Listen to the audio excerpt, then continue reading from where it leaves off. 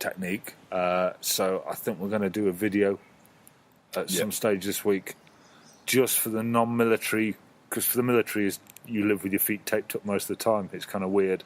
Yeah. Whereas the non-military background, kind of civilian setting, will be like you tape your feet up. So picture paints 1,000 words. Absolutely. We'll show you how to tape up your heels and the toes. And we used to use it on our back and shoulders to prevent pressure sores, not so much pressure sores, but friction burns from the rucksack while we were running with heavy weights. But it's no different to CrossFitters taping up their hands before they do pull-ups. Yeah. It just adds an extra tough layer between the bar and the hands to protect your skin.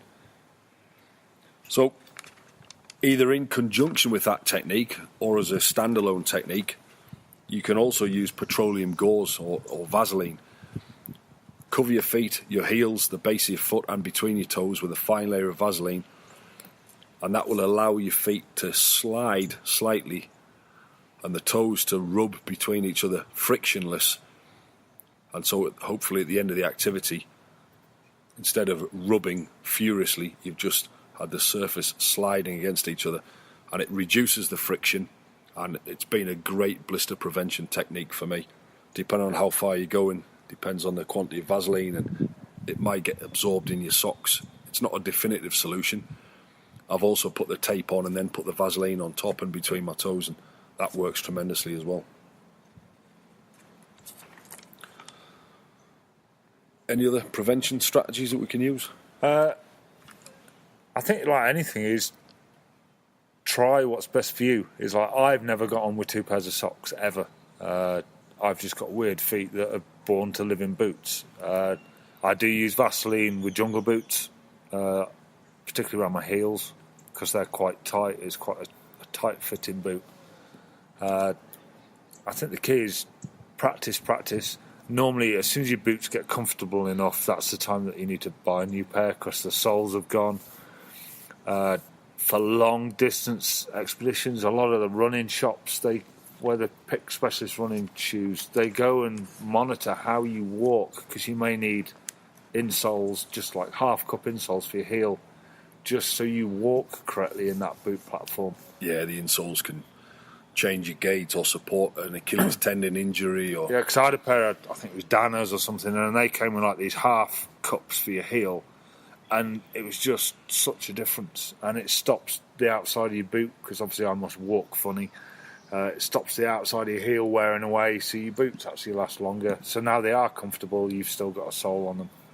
Yeah, if you've got any foot problems, any problems with your arches or your toes, or you've got particularly wide feet, or you've got Achilles tendon problems, you really can't just buy the boots off the shelf. You've got to go and seek specialist advice, whether it be from a doctor or go and see a boot shop that can actually monitor and measure your feet and potentially preheat the insoles and the liners of the boots, and then stick your feet in so the boot will mould to the shape of your foot.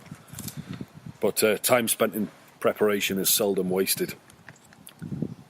Buy the boots, test them, wear them, test them to death, make your adjustments, test them again, and if they're still uncomfortable, they're going to cripple you on an next bed or an operation, so you better change them in advance instead of suffer the consequences miles away from home. Treatment, I think that's a whole new podcast, but in essence, prevention is better than cure. With these techniques, I've avoided blisters. The days that I haven't had the time, I've rushed out the door. I've suffered from hot spots, friction burns, blisters, and had them get infected, and it's really super painful. It can be a mission stopper, can get you pulled off a course or prevent you making the summit. So prevention is cure. But in the future, we'll do another podcast where we look at Compeed, blister treatment and prevention dressings, the Life Systems blister kits, which are complete. Do we puncture the blister and release the pressure and release the fluid, potentially inviting infection?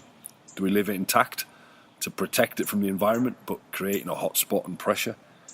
Do we use the old military style injecting tink bends, which is incredibly painful, but it will dry the skin out and make the surface tougher? Anyway, that's a whole new podcast. So best of luck in your foot preparation. If you've got any questions for us, or if you've got any other techniques based on your experience, hit us up on the website or the Facebook platform. We'll be happy to feed it into everyone else. Awesome. Shiny shoes, happy feet. Fantastic. Have a great day, guys. Take care. Quick edit at the end there, guys. Apologies.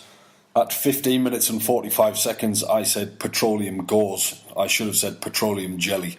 Hopefully that makes much more sense now.